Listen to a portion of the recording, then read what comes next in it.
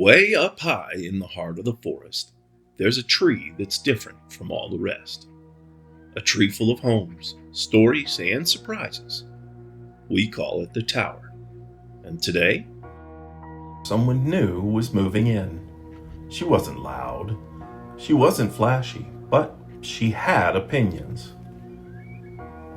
You see, Eunice liked things quiet, cozy, predictable.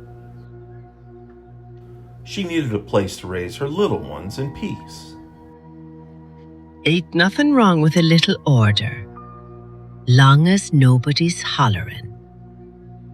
For the first time in days, she finally felt at ease. All right now. Just a quick nap before nightfall.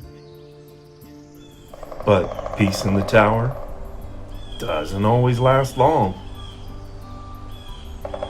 Now what in the sap-sipping world is that? If it ain't one thing, it's another. Up above, someone else had just started their day. Eunice and her little ones had just drifted off. But the rest of the tree was wide awake. It'll stop soon. It's just a little noise. High above, the blue jay next door had found her voice. Caw! Who's up for brunch? Brunch? I just laid down. Birds eat twice a day? Woodrow was fixing things. Jayla was flapping, and poor Eunice? This was supposed to be a quiet neighborhood.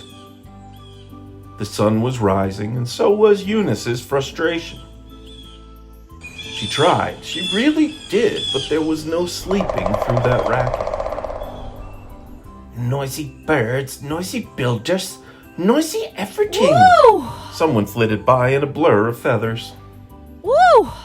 This sun's got me sweating like a squirrel in a nut shop. That's the one.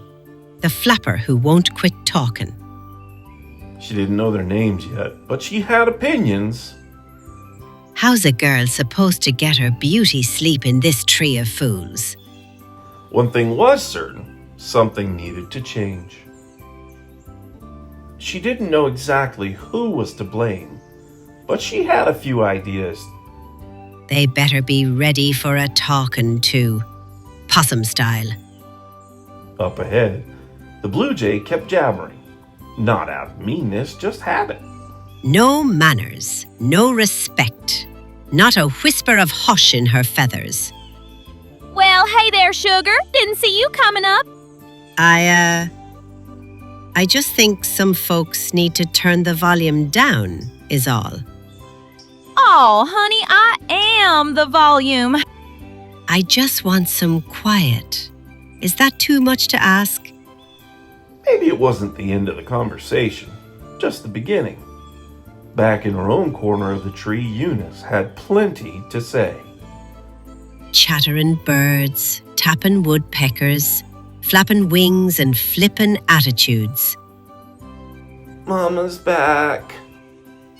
I climbed halfway to the clouds, and all I got was sass and sunburn. Mama's grumbly again.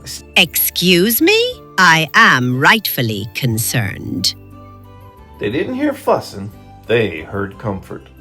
Mama's voice meant home. All right, maybe I do sound a little grumbly. Even in a noisy forest, home can still feel quiet. By nightfall, Eunice was wide awake. The forest had changed. Finally, some quiet. The hammering had stopped. The flapping too. The tree was breathing. So that's how it is. Busy all day, quiet all night. She wasn't alone, and she never had been. But maybe that wasn't so bad.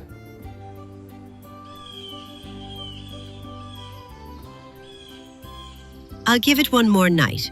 Just one. The tree would never be silent, but it might just be steady. Steady's better than noisy, I guess.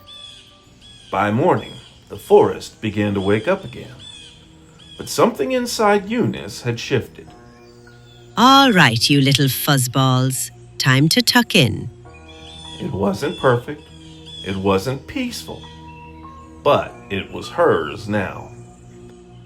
That bird better stay quiet today. Maybe she'd never say it out loud, but she didn't mind them as much anymore. If he starts hammering before I nod off. She didn't climb back up. She didn't pack up either. She stayed. Even the nervous ones can find their place in the tower. Not every neighbor shows up with a smile. Some come with caution or a scowl. But given time, even the most nervous hearts can find their rhythm. Here at the tower, there's room for every kind of welcome, loud, quiet, or somewhere in between. Thanks for watching. If you enjoyed this story from Pop's Place, be sure to like the video, share it with a friend, and hit that subscribe button to hear more stories from the woods.